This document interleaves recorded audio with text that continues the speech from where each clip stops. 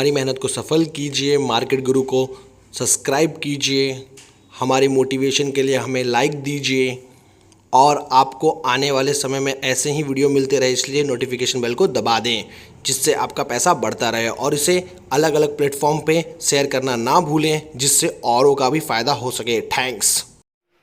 नमस्कार, मेरा नाम है राकेश सिंह और आप देख रहे हैं मार्केट गुरु। मार्केट गुरु के इस वीडियो में मैं जिस शेयर के बारे में जानकारी लेकर आया हूं उसका नाम है पीवीआर सिनेमास। आने वाले समय में ये शेयर मुझे काफ़ी अच्छा लगता है और ये शेयर जो है अगर आपने इसे अपने लॉन्ग टर्म में अगर आप किसी शेयर को ले रहे हैं तो आपको ये शेयर पे ज़रूर ध्यान देना चाहिए। आगे वीडियो में मैं आपको ये समझाऊंगा कि आपको कौन कौन से नीचे के लेवल पर ध्यान रखना चाहिए और आपको कहाँ ये शेयर को एक्यूमुलेट करना चाहिए। और इस वीडियो में मैं आपको जानकारी दूंगा कि अगर आपको इस शेयर में ट्रेड करना चाहते हैं तो आप ट्रेड कैसे कर सकते हैं। तो चलिए वीडियो को शुरू करते हैं।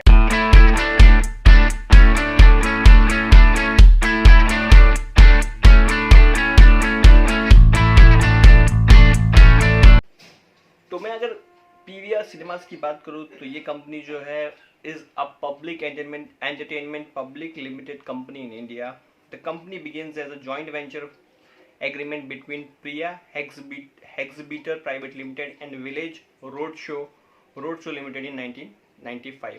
और इन दो कंपनियों के बीच में दोनों ने करार किया और एक ने बोला कि एक जो प्रिया एग्जीबिटर प्राइवेट लिमिटेड थी उसके पास 60% हिस्सेदारी थी और 40 जो थी वो विलेज रोड शो है। Began its commercial operation in June 1997 और इसका जो कमर्शियल ऑपरेशन हुआ वो 1997 में ये लोग इस कंपनी को ऑपरेट कर पाए। The company is founded by Ajay बिजली और इस कंपनी का जो इंसान जो चालू करने वाले थे वो अजय बिजली थे, who is an chairman and managing director of PVR cinemas. Ajay बिजली brother Sanjeev Kumar Bijli is a joint managing directors of a PVR Limited.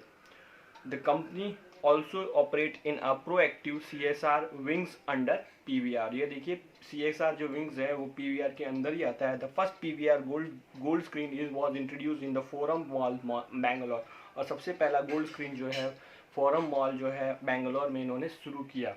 अब अगर मैं आपको बात करूँ तो ये कंपनी जो है फाउंडेड हुई थी जनवरी 9, 2000 में। 20 साल हो चुके हैं इस कंपनी को ऑपरेट करते हुए। हेडक्वार्टर जो है इस कंपनी का गोरेगांव है। नंबर ऑफ लोकेशन कितनी जगह पे ये कंपनी मौजूद है तो 170 है और 800 स्क्रीन्स हैं। की पीपल जो हैं चेयरमैन एंड एमडी जो हैं वो अजय बिजली है। प्रोडक्ट जो है वो मूवी है। रेवेन्यू जो है कंपनी का जो रेवेन्यू था रुपीज़ में बात करूँ तो अगर मैं इसको रुपीज़ में बात करूँ तो 3118 करोड़ की इस कंपनी की रेवेन्यू है। और अगर मैं नेट प्रॉफिट की बात करूँ तो ये 183 करोड़ का नेट प्रॉफिट करती है और इसके नंबर ऑफ एम्प्लॉयज़ जो हैं वो 1600 हैं।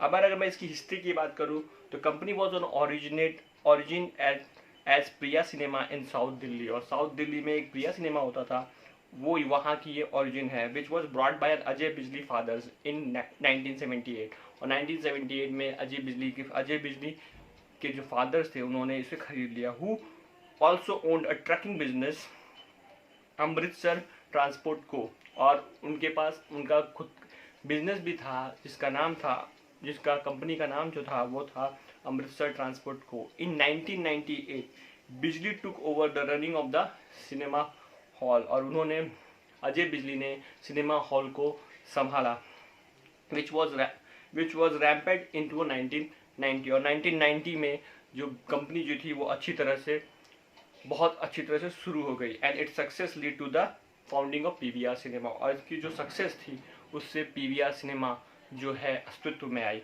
अब अगर मैं बात करूँ तो जो कंपनी ने सबसे पहला इन 2003 ICC venture invested 40 crore in PVR when Village Roadshow decided to pull out of the partnership। और फिर इसमें से जो VR है वो विलेज रोड शो का है जो चाहता था कि एग्जिट करना चाहता था यहाँ से, तो उसको सबसे पहले खरीदने वाली जो थी वो ICICI वेंचर थी, उसने उसको 40 करोड़ में खरीद लिया। इन 2012 Kanakya Group owned its Cinemax cinema chain was bought by Cine Hospital Private Limited, a subsidiary of PVR Cinema for 395 crore. और Cinemax आप जानते होंगे कि Cinemax जो था उसे भी PVR ने खरीद लिया, making PVR the largest cinema chain in India, और इंडिया की सबसे बड़ी चेन हो गई। इन May 2016, DLR Group owned DT Cinema was bought by PVR Cinema for 433 crore, और 433 करोड़ में उन्होंने DT सिनेमा को भी DLF से खरीद लिया। Recently, PVR Cinema ventured into a cinema concept superplex in Noida. The cinema has a 15 screen with IMAX, 4DX, gold class, a playhouse and mainstream auditorium. PVR Cinema has invested 48 crore in that new venture. PVR first gold screen was launched in Indore in 2007. Recently, PVR Cinemas is associated with HP India has launched Asia first visual reality VR log at PVR ECX Mall of India, Noida. देखिए इतने सारी चीज़ें जो हैं ये क्या कर रहे हैं, इनोवेट कर रहे हैं और अपने अंदर प्रोडक्ट के अंदर लाए जा रहे हैं। In August 2018, PVR Cinema announced their acquisition of cinema-based Satyam Cinema for 850 crores in the cash and stock deal, और कैश ऑन स्टॉक डील पे इन्होंने 850 करोड़ में सत्यम सिनेमा को भी खरीद लिया। इन अगस्त 2019, PVR Cinema cross it's 800 screen milestone count in India, और उन्होंने 800 के मार्क को भी अगस्त 2019 में पार कर दिया। अगर मैं PVR की बात करूं तो PVR has a strong presence of 822 screens in 172 location across 69 Indian city, और इसका जो अस्तित्व है वो बाहर देश में भी है। अब अगर मैं बात करूं तो PVR ने एक नई चीज भी वो की है, PVR play house. Idea behind PVR play house is एक नई तरह का जो कैटेगरी उन्होंने डेवलप किया है, जिसे उन्होंने PVR प्ले हाउस दिया है, is to give kids space where they can watch movie that engage them in a way they want to, aimed at 3 to 12 years old। और ये जो है 3 से 12 साल के बच्चों को ध्यान में रख के बनाया गया। The play house include special 49 seater movie auditorium showcasing children movie animated content. अब ये सब जो चीज़ें हैं ये इन्होंने वो की है। अब अगर मैं इसके PVR के 4DX की बात करूँ तो PVR 4DX is the second cinema chain in India to introduce 4DX in an country, और ये जो दूसरी कंपनी थी जिसने जो है 4DX इंडिया में लॉन्च किया। PVR has signed 22 theater agreement with 4DX which is the largest in the country, out of which 18 are open। अभी तक 18 जो हैं 22 की साइनिंग की है, जिसमें 18 ओपन हो चुके हैं। 1 each in Pune, Ahmedabad, Surat, Chandigarh and Indore, 4 in Bangalore, 5 in NCR and 2 in Mumbai, Hyderabad, whereas 3 more coming up by the end of the year at Ludhiana, Pune and Kolkata, NCR among others। इन सब में भी ये जो चीज़ें हैं 4DX आने वाला है, और 22 स्क्रीन है जिसमें 18 आ चुके हैं और 3 अभी तक आ जाएंगे। तो जैसे कि मैंने आपको बताया था कि मैं इसके बारे में सारी जानकारी दूंगा, तो चलिए इसके फंडामेंटल्स लेवल्स को भी जान लेते हैं।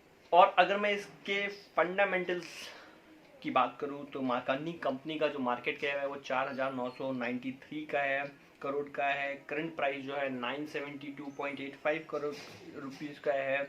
और अगर मैं बात करूं 52 वीक हाई, तो इस कंपनी का 52 वीक हाई जो है वो 2125.00 का है, और लो जो है 932 का है। अगर बुक वैल्यू की बात करूं तो इसकी जो बुक वैल्यू है वो 202.47 है। स्टॉक पी जो है वो 33.69 है। डिविडेंड यील्ड जो है वो 0.41 है। रिटर्न ऑन कैपिटल एम्प्लॉयड जो है वो 19.22 है, बहुत अच्छा माना जाएगा। ROE जो है 15.78% है। सेल्स ग्रोथ जो है वो 18.60% का है। और अगर इसकी फेस वैल्यू मान लो देखो तो ये 10 की फेस वैल्यू पर ट्रेड कर रहा है। 10 की फेस वैल्यू है इस कंपनी की। अगर मैं इसके प्रॉन्स की बात करूँ तो company has good consistent growth of 28.79 over a 5 year. Company की जो ग्रोथ हो रही है वो 28% 28.79% से हो रही है। अगर फिकोन्स की बात करूँ तो company has a low interest coverage ratio promoter holding is decreases by 1.03 over the last quarter. Promoter holding is low 18.54. Company has a low return on equity of 13.08 for the last 3 years. अब अगर मैं इसके थोड़े से पिछले 3 सालों के sales की बात कर लूँ, तो अगर मैं आपकी इसके सेल्स की बात करूँ तो 2017 में इस कंपनी का जो सेल्स था वो 2119 करोड़ का था और जो प्रॉफिट था वो मात्र 96 करोड़ का था। अब अगर मैं इसको थोड़ा सा आगे चला जाता हूँ तो मार्च 2018 में इसका जो सेल्स था वो 2334 करोड़ का था और 125 करोड़ का प्रॉफिट था। मतलब कि अगर मैं अनुमान लगाऊं तो 29% का प्रॉफिट में इजाफा और 10% का सेल्स में इजाफा। और अगर मैं 3086 करोड़ का सेल्स था और 184 करोड़ का प्रॉफिट था, जो अगर मैं अनुमान लगाऊं तो 50, अगर मैं अनुमान लगाऊं तो ये जो प्रॉफिट होगा वो कम से कम नहीं भी होगा तो 41% का इंक्रीज था। अब अगर मैं इस साल की ट्रेड करूँ तो अभी तक इस कंपनी ने 3607 करोड़ का सेल्स कर चुका है और 148 करोड़ का प्रॉफिट है। तो मुझे ये लगता है कि ये जो कंपनी है वो काफ़ी अच्छी है और आने वाले समय में बहुत अच्छा ग्रो कर सकती है। अब अगर मैं बात करूँ तो इसके कंपाउंड सेल्स की बात करूँ तो कंपनी ने पिछले 10 सालों में 24.24% का सेल्स ग्रोथ किया है, पिछले 5 सालों में 18.01% का ग्रोथ किया है, पिछले 3 सालों में 18.60% का ग्रोथ किया है और पिछले साल 27.33% का ग्रोथ किया है। अगर मैं कंपाउंड प्रॉफिट की ग्रोथ की बात करूं तो जो कंपनी की बात करूं तो 10 सालों में कंपनी का जो कंपाउंड प्रॉफिट ग्रोथ है 34.54% का है, 5 सालों में 28.79% का है, पिछले 3 सालों में 22.73% का है और पिछले साल नेगेटिव ग्रोथ में ही ये कंपनी। अब अगर मैं बात करूँ स्टॉक प्राइस CAGR की बात करूँ तो 10 सालों में जो कंपनी ने 18.70% के हिसाब से CAGR ग्रोथ किया है, पिछले 5 सालों में 9.20% का CAGR ग्रोथ किया है, पिछले 3 सालों में -14.81% का ग्रोथ किया है और 1 सालों में -43.16% का ग्रोथ किया है। रिटर्न ऑन इक्विटी अगर देखी जाए तो 10 सालों में 10% 10.72% का है, पिछले 5 सालों में जो है 12.53 का है और पिछले 3 सालों में 13.08 का है और लास्ट ईयर 15.78% का जो है इसने रिटर्न ऑन इक्विटी जो है वो 15.78% का रिटर्न दिया है अपने इक्विटी पर। और अगर मैं बता दूं तो ये कंपनी जो है क्यों मुझे अच्छी लग रही है, क्योंकि ये कंपनी जो है अपने 55, अगर मैं बोलूँ तो 55 ऑलमोस्ट 55 से 58% तक जो है वो करेक्ट हो चुकी है और आने वाले समय में अगर ये कंपनी करेक्ट होती है तो मुझे बहुत अच्छा लगेगा। जैसे कि मैंने आपको बताया था कि इस वीडियो में मैं आपको इसके टेक्निकल लेवल्स की बात जानकारी दूंगा, तो चलिए उसे भी जान लेते हैं। अगर आप, जैसे कि मैंने आपको बताया था कि मैं आपको इसमें आप ट्रेड कैसे करें वो बताऊंगा, तो मैं आपको कहना चाहूँगा कि आपको इस शेयर में अगर ट्रेड करना है तो आपको स्टॉप लॉस लगाना है 945 का। आपको इस शेयर में स्टॉप लॉस लगाइए 945 का PBR में और आपको 945 का स्टॉप लॉस लगाकर आपका जो टारगेट होना चाहिए वो होना चाहिए 1070 का आपका टारगेट होना चाहिए। अब ये कुछ ही दिनों में आता हुआ दिखाई देगा। मैं आपको कह रहा हूँ कि आपको 945 का स्टॉप लॉस लगाना है। आप यहाँ से थोड़ा सा भी लूज होता है तो आप खरीद लीजिए। मुझे आने वाले समय में ये शेयर जो है 1070 आता हुआ दिखाई देता है। और अगर आप इसमें लॉन्ग टर्म रहना चाहते हैं तो मैं आपको मे के लेवल्स दे रहा हूँ कि ये कौन कौन से लेवल तक आ सकता है। तो मैं आपको कहूँगा आपको 945 का स्टॉप लॉस लगाना है। 945 तोड़ता है तो ये जो शेयर है वो 834 तक आता हुआ दिखाई देगा और अगर 834 तोड़ता है तो फिर ये शेयर 766 का टारगेट नीचे की ओर आता हुआ दिखाई देगा। मई और जून के महीने में ये टारगेट नीचे में आते हुए दिखाई देंगे, पर मैं अपने हर दर्शक से कहना चाहूँगा कि अगर शेयर ये इतना नीचे आता है तो आप यहाँ ज़रूर इस शेयर को खरीदिए और विथ रिस्पेक्ट टू, अगर आपको 2 साल के ध्यान में रखकर आप इस शेयर को ज़रूर खरीदिए। और इसकी स्ट्रेटेजी बिल्कुल एक वैसी ही है।